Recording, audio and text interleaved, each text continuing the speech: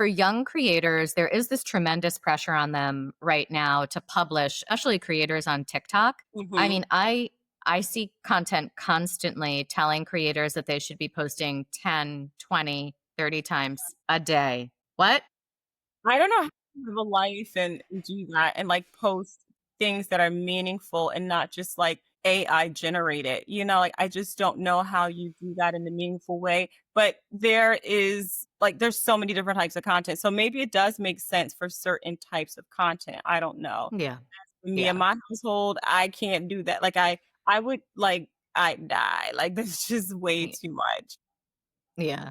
Do you have any advice maybe for young creators on how to avoid burnout? Yes, and I would give this advice based on, again, like, 20 years in the space. The space has evolved, but one a few things that I had to learn the hard way is to not wrap your value up in the approvals, the highs and lows of the industry, and that can Mm, be highs and lows of social media, the highs and lows of the campaigns you get or don't get. You're going to have so many extreme highs if your identity, who you are, your self-worth, your importance is wrapped up in that, you're gonna be in a really bad way when those lows come. So, I had to learn that, especially about, like, contacts and people and relationships. I was just so young in it, and you don't always realize that everyone has an agenda, and I tell this to my daughter, I say, "My agenda is for you to be the best person you can be, for you to be, like, confident and smart and self-sufficient, mhm, self-motivated, self-started. Like that is my agenda. I have an agenda for you. Others mm, have an agenda for you as well. So an agenda isn't necessarily a bad thing,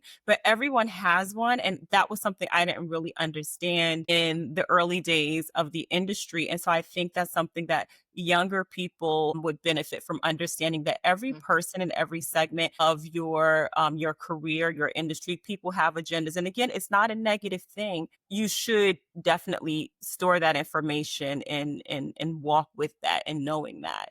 And again, not to wrap up your value or self worth in the highs and lows because they're going to come.